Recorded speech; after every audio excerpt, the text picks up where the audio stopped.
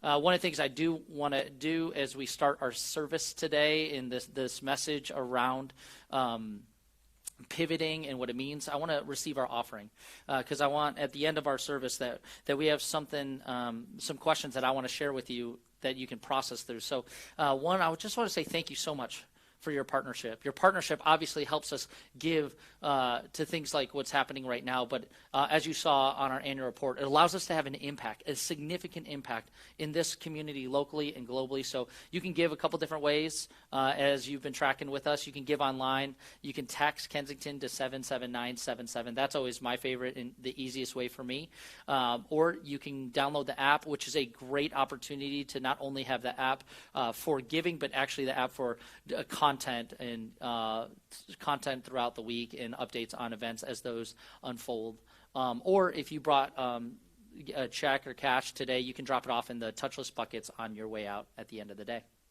So here's what I want to talk about: the word pivot. And I don't know what you think about when you think about the word pivot in this series, but I think about changes. I think about shifts. I think about chaos. I think about basketball, that you have a pivot foot. But most important, I think about a Friends episode that has been cemented in my mind forever, where Ross and Chandler try to get a couch up a narrow stairwell. But I don't know about you, but that's what I think of when I think of pivoting. Pivoting is always this shift where things don't maybe go the way you want and you have to change directions. And so we're looking at the scriptures where we're going to follow the story of Acts through this series. And why we chose Acts is because in this moment, the disciples who had been following Jesus, they had Jesus right by their side. And then Jesus says, I am going to go away from you and you're going to receive my spirit. And by the way, you're going to do greater things with me gone. In my mind, if I was a disciple at that moment, I would disagree with Jesus. I would say, no, I think I can do greater things when you're next to me. But all of a sudden, Jesus leaves, and it's this moment where the entire community has to pivot about how they move forward into their current circumstances. And the reality is, when we kind of wrestle with this unknown of the future, we might ask some of the questions that these disciples asked themselves. Think about this. You might be asking something like this: what will we face in this new kind of future? What will this future look like? How will things be different? How can we live with this mentality that the best is yet to come? Like, I thought the best was here because you were with me. We think the best was what was, and we're in this pandemic season where we have to pivot our expectations. Or will we lean into Christ when comfort keeps calling us to stay? When comfort in our lives, in the moments that we're in right now, keeps calling us to stay and settle, rather than to move forward in faith. So the reality, this series is a series about pivoting, where life changes, expectations change, plans change. And my hope is that what we talk about today will help you pivot, but pivot well as the season that we're in right now unfolds. Jenny and I have been joking around about this season that we have decided to punt on every decision we need to make. We just keep pushing it off into the future because we realize as we started making decisions early, all of a sudden new information and things would change. And I'm okay with change. My wife does not like change. I don't know where you fall on that spectrum of you're like, I'm good to roll with the punches. My wife does not love that. So all of a sudden we spend a bunch of energy to then have to spend a bunch of energy again, mentally, emotionally, and physically. You think about even right now, some of you might be buying desks to have for your children in your homes for in-home learning, rather than buying a new backpack or lunchbox for them to go to school. Some of you have decided to change schools. You've decided to send them to private school because you can actually send your kids in.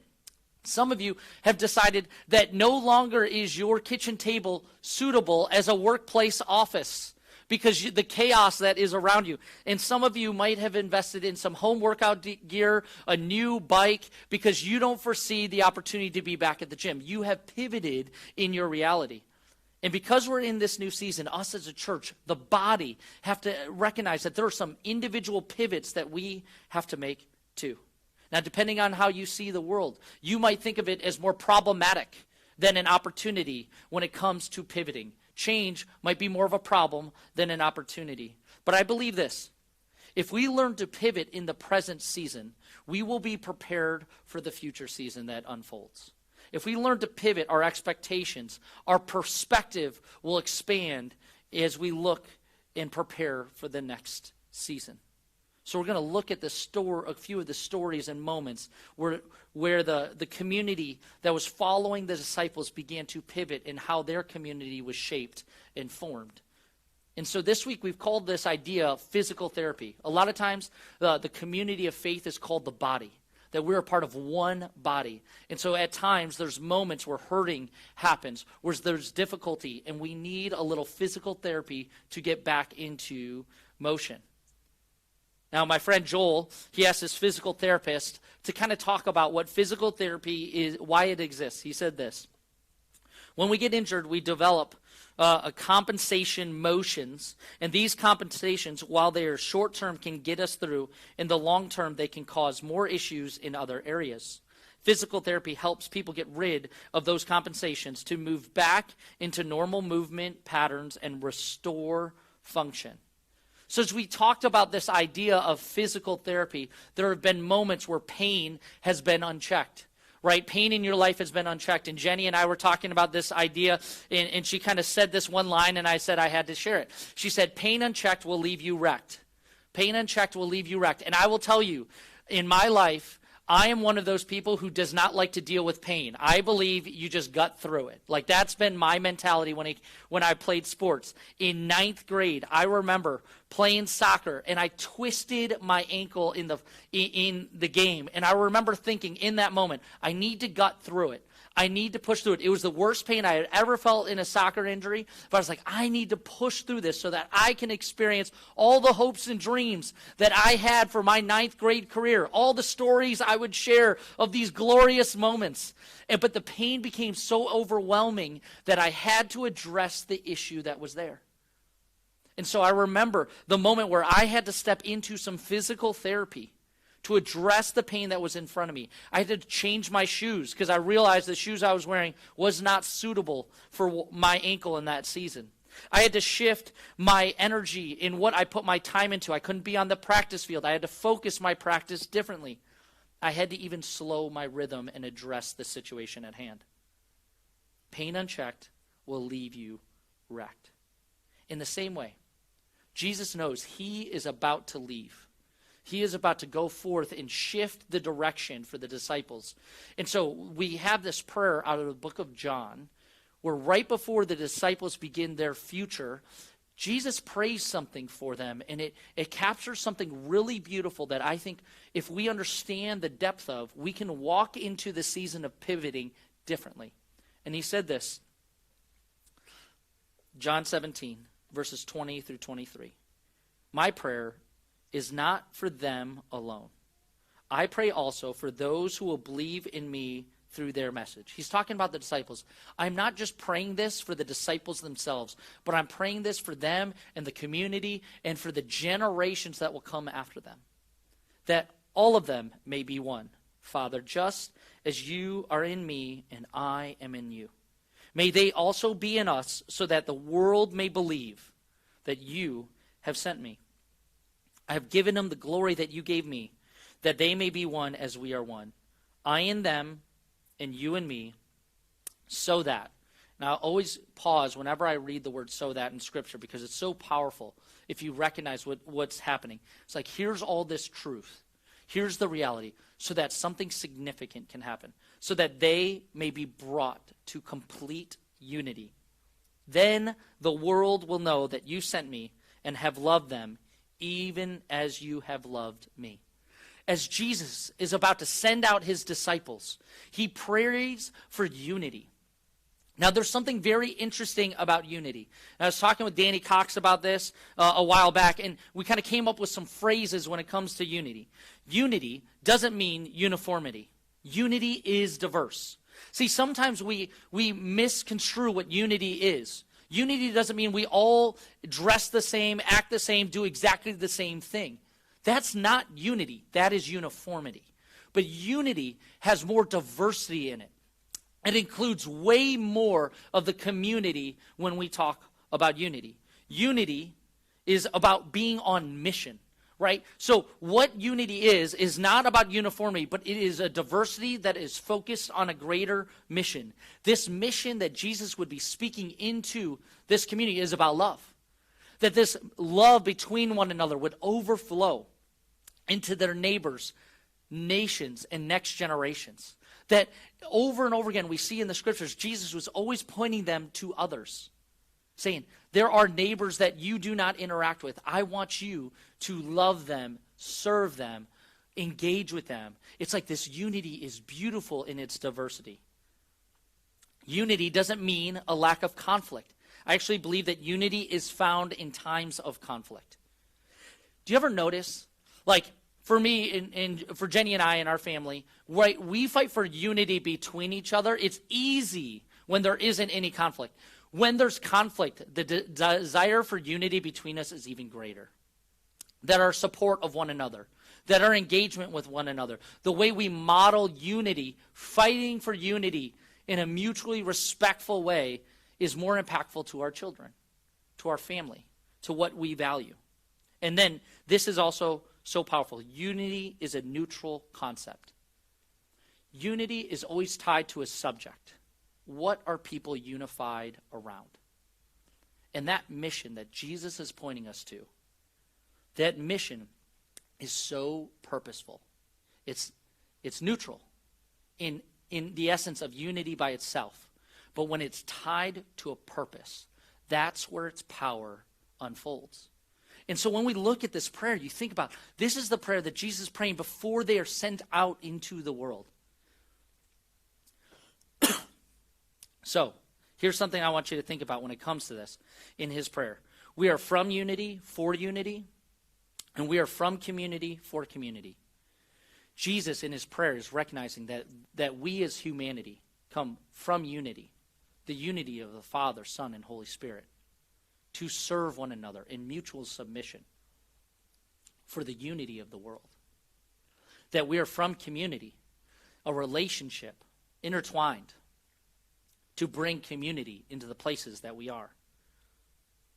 Jesus prayed that we would be filled with his presence so much that unity would be the outcome. Excuse me. Acts 2 says this, verses 42, verse 47. Check, can I have that water? It says this, they devoted themselves to the apostles' teaching and to fellowship. Thank you.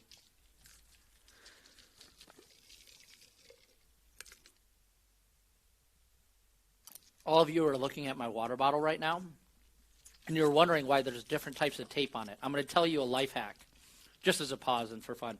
I put this tape on so that whenever I travel, I have duct tape wherever I go, because you never know when you'll need duct tape. I've duct tape luggages together with that. All right, we're back. Life hack of the day.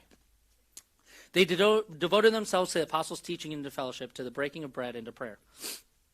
Everyone was filled with awe at the many wonders and signs performed by apostles. All the believers were together and had everything in common. They sold property and possessions to give to anyone who had need. Every day they continued to meet together in the temple courts. They broke bread in their homes and ate together with glad and sincere hearts, praising God and enjoying the favor of all the people. And the Lord added to their number daily those who were being saved. This community, right, that Jesus had prayed for, begins to embody this devotion to teaching, to one another, to the community growing, the care of each other. Their devotion, their commitment to one another was so attractive that other people began to take notice, to take awe in what was happening in the community, and it drew others to them. See, community builds credibility. When you think about any workplace team, any sports team, any family, when there is a sense of community that is unified, there's a credibility that happens in that community. You take notice of it. Like, there's something unique here in the way that this team functions, this family functions. What is it about it? There's this sense of awe that we want to be a part of and understand. In credibility, what happens is that it begins to impact other people as well. The community builds the credibility of Christ in this Acts 2 passage about what he has done and what he is still doing. And what's beautiful about it, it is never about perfection in a community. It is about the progress of that community and how it works together. I was meeting with my friend David this past Friday, and we were grabbing a cup of coffee, and he was telling me his story of how he got here to Kensington and what his journey was, and the ups and the downs and the pains and the hurts. And he said this to me. He goes, what has been this theme for me is God is continuing to move, and I'm rediscovering who God is. But it is the community that has attracted me to be a part of something bigger than myself. I've experienced it as I've served on the teams here, that there's a community that grows my heart when I stepped out. And he goes, I never would have picked it, but all of a sudden stuff has happened, and I am overwhelmed by it. That credibility is so compelling in our hearts that for David, he said, now not only have I experienced this community, I want to be a bringer of that community to other people. And that's what happens when the community understands that it is not designed just for itself. And so we see this. If we look at Acts 2, it's this devotion and people start being added. Well, in Acts 4, the community, the body of the church begins to unfold in a unique way. All the believers were of one heart and mind. No one claimed that any of their possessions was their own, but they shared everything they had. With great power, the apostles continued to testify to the resurrection of the Lord Jesus. And God's grace was so powerfully at work in them all that there was no needy persons among them. From time to time, those who owned land or houses sold them, brought the money from the sales and put it at the apostles' feet, and it was distributed to anyone who had need. There's this beautiful description of the body at work, that all of a sudden the body was not just for itself, it was for the care and the generosity and the grace of the entire community. It was meant to serve and support one another, to care for each other's needs. Have you ever had a moment where the right person showed up at the right time and gave you the right word? Like, think about, there have been people in your life where there was a moment you were struggling, you're going through something difficult, and the right person maybe sent you a text message, called you, took you out for coffee, and you walked away and you're like, that's exactly what I needed. What I've noticed is that is the heartbeat of this community, that they are generous, not just with their possessions, not just with their time, not just with their money, but they're generous in their whole lifestyle. And for me, generosity, we often think financially. We think possessions. But I think generosity includes those things. But the one thing that generosity always includes is other people. The act of generosity is always thinking about other people and how we can be a part of bringing something that we have, the right moment, the right time, the right situation, with the right word. And it can transcend in so many different ways. As I was thinking about this in my life, one of the people that kind of came up to Jenny and I's mind was Pam and Jeff Fore. When we were preparing to get married, we started meeting with Pam and Jeff. And Pam and Jeff opened up their home to us. They opened up their kitchen table to us. And we would just come over and hang with their family, and they would share about life. They shared pizza with us. They shared food with us. We sat at that table and learned about life. And it was late night conversations. It was phone calls. It was a lot of different topics. Then when we moved into our apartment, they showed up with paintbrushes. When we moved into our house, they showed up with tools to destroy stuff. They were very excited about that opportunity, right? Like there was the right moment at the right time. And then I remember about my friend Kyle Neighbors, who's the executive pastor here at Kensington. And one day I remember he called me and said, hey, one of our teachers at Birmingham campus is not able to go. I was the campus director at the time. Clint was out of town. We had a guest speaker coming in, and they got sick. And so on Saturday morning, he's like, hey, I need you to write a message and deliver it tomorrow morning. Good luck. And I remember he showed up at the service. And I remember the very moment after the first message, he came up to me and he said 2 lines. If I didn't make the phone call for you, I never would have known you created this in less than 24 hours. That was incredible. And for me, it was the right moment, the right time, with the right word. And I have thought about that. And sometimes I think this. We think we have to do something so grand for God that we miss the small and the simple. That we think it has to be the biggest, the best, the most impactful, that we miss the right moment at the right time with the right word, and that we realize that we're the right person for it. Paul described the body this way, the community, in 1 Corinthians 12. It says, just as a body, though one, has many parts, but all its many parts form one body. So it is with Christ. For we were all baptized by one Spirit so as to form one body. And then notice this, whether Jew or Gentiles, people who could not stand each other, slave or free, positions in society. And we are all given one Spirit to drink. Even so, the body is not made up of one part, but many.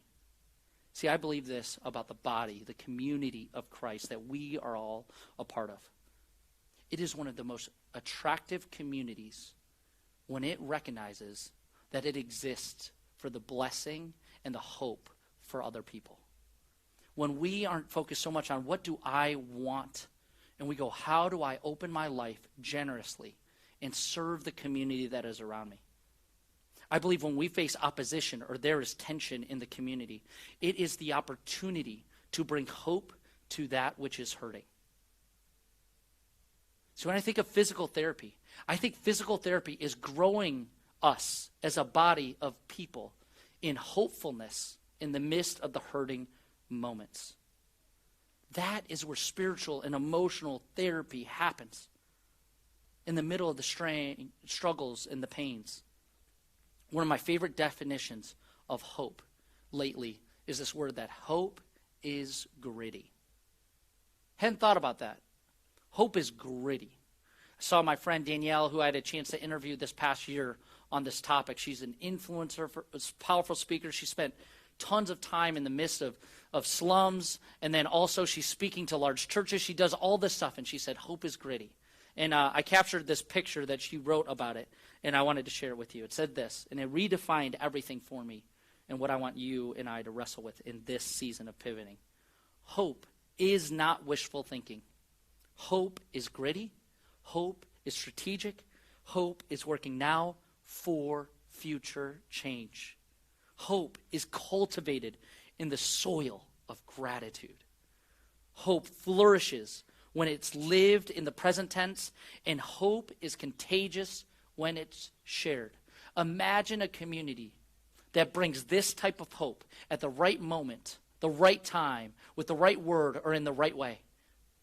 What would it look like if we as a community embrace this grittiness of hope and said, if this is my opportunity to bring hope into this moment, I will offer it. I will offer it, whether it's a phone call, a text message, a conversation, a meal, sitting outside at somebody's home and meeting together and encouraging them. I think the biggest lie that we believe at times is hope has to be huge. And therefore, since we can't do huge things right now, we don't do anything. And I think what we are called to as the church is to step into the small, the significant, and the strategic, and bring hope into the places that we have been called. Because we recognize that we are from unity and for unity. We are created to bring unity, and we bring unity through hope.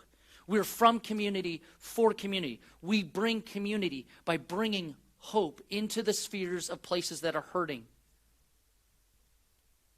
Here's the beautiful part, is what I love about this picture of the church being the body, is that yes, we are all one part that contribute to many parts, but we are also uniquely and individually designed to bring hope into the places and spheres of influence that we are at. So when the situation, I want you to think about this, when the situation is different, like we're in right now, when we are pivoting like we are right now, choose the small yet significant opportunities to bring hope into the places where you're at. So as our band comes up and leads us in this last song that I think is so fitting around this concept, I want to offer you a few thoughts about the hope that you can bring into the places of influence that you exist. Because I believe this. What would it look like if we as a church saw the workplaces, the families, the neighborhoods? And I know it's more difficult right now. Like, I get it. Like, we've had to pivot. Maybe in the past you would go walk over to somebody's desk. You'd go walk over to somebody's office or cubicle and have a conversation with them and invite them out. And you can't do that right now because it's just different. What if you were released What if you had permission to step into these moments differently than you did before and realize that they were still significant, that Jesus was still prompting you and moving your heart and your soul to have impact, to experience hope, and to bring hope? One of the most profound and simple statements that I have started to cling to over the last few years is this: do for one what you wish you could do for all. What if the way that you bring hope is not through the grand, but it's through the one moment that you have, the one person that comes to mind, the one person that you know is struggling, the one family, the one coworker. So I want you to think about these questions. Who is the neighbor, the coworker, the family, or the friend that I can bring hope to in this season? Where is there disunity right now that I can bring hope to in my community? Where is there disunity in my soul that I need some hope? And when that moment happens, when you recognize that there are moments where you feel that hopelessness, that you would ask somebody else to be that person, the right person at the right time to walk with you. And what might I be thinking is too small and insignificant that, God, you are asking me to take a step of faith today and bring hope in that place?